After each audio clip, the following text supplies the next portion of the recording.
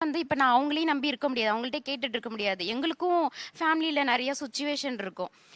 அதனால நான் ஏதாவது மணி ஏர்ன் பண்ணா எங்க அம்மா, அப்பாவுக்கு வந்து ஹெல்ப் பண்ணலாம் அப்படின்ற இப்ப ஒரு தாட்ல நீ இருக்கேன். டெபினெட்லி ஏன் சம்பாத்தியம் போது நீ குடும்பத்திலேயே உட்காந்துக்க, இப்ப பிள்ளைகளை மட்டும் பாத்துக்கன்னு சொன்ன நீங்க உங்க அம்மா அப்பாவையும் நான் பாத்துக்கிறேன்னு ஒரு கேரண்டி கொடுத்தா அந்த மாடா நம்பிக்கிட்டு இருக்க பொறுப்பை எடுத்திருக்கணும்ல. இப்ப நீங்க என்னன்னா கண்டிப்பா இது நாள் வரையும் அது வாயில வரவே இல்ல வரவே சார். இல்லையே, அவ்வளவுதான்.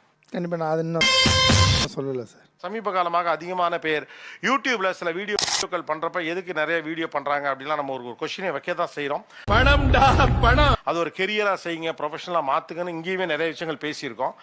எங்க தலைக்கு எவ்வளவு தில்லு பத்தியா? பட் நிறைய படித்த பெண்கள் ஒரு கட்டத்திற்கு மேல அவர்களுக்கான பொருளாதார சுதந்திரம், அவர்களுக்கு சாப்பிட்டு 2 நாள் ஆச்சு. யாருக்காவது நல்லது கெட்டது செய்யணும், அதுக்கான வெளியே அந்த வீடுகள் அவர்களுக்கு அமைத்து கொடுக்காத பட்சத்துல இதை எல்லாருமே அப்படித்தான் செய்யறாங்கன்னு எனக்கு தெரியல. இதை ஒரு சாய்ஸா நாட வேண்டிய நெருக்கடிக்குள் வந்திருக்காங்க.